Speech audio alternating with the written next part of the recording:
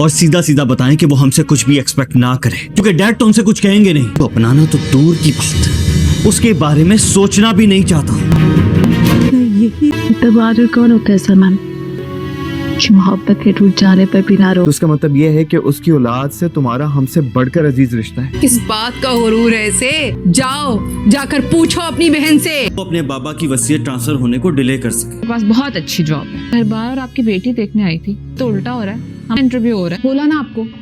नकाब ड्रामे की आने वाले एक साथ तो बहुत ही ज़्यादा इंटरेस्टिंग होती हुई नजर आ रही हैं। अब आप लोग देखने जा रहे हैं कि ईमान की जल्दबाजी ही ईमान को ले डूबी।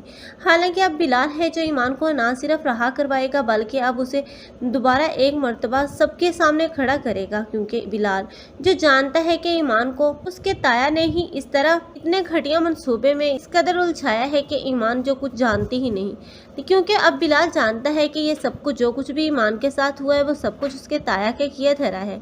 लेकिन दूसरी तरफ अब आप लोगों को देखने को ये मिलेगा कि अब सारा अब तो उसकी आंखें भी खुली हैं, इसलिए तो वो आहत से झगड़ा करती हुई नजर आ रही है कि ईमान की कोई गलती नहीं थी, तो फिर ईमान के साथ इतना बड़ा जुल्म क्यों। लेकिन दूसरी तरफ आहत है जो ईमान से बदला लेना चाह रहा है।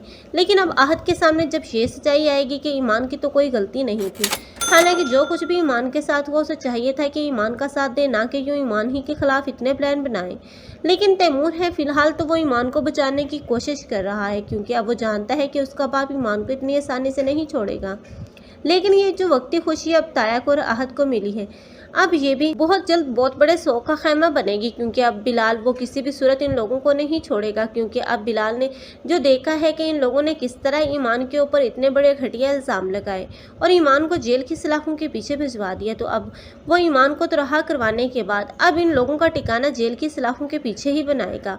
तब ये लोग माफ़िया मांगेंगे, लेकिन ईमान तो कभी माफ़ नहीं करेगी और ना ही इन लोगों को बिलाल माफ़ करेगा। आप लोगों को ये ड्रामा कैसा लग रहा है और कौन कौन चाहते हैं कि ईमान और बिलाल को एक साथ दिखाया जाए? कमेंट सेक्शन में अपनी कीमती राय के इज़हार लाजमी करें। मज़ीद ऐसी वीडियोस के लिए हमारे चैनल को लाजमी सब्सक्राइब कर लें। अगर आप लोगों को हमारी वीडियो अच्छी लगी हो तो वीडियो को लाइक करना और दोस्तों के साथ शेयर करना मत भूलिएगा। अल्लाह हाफिज़।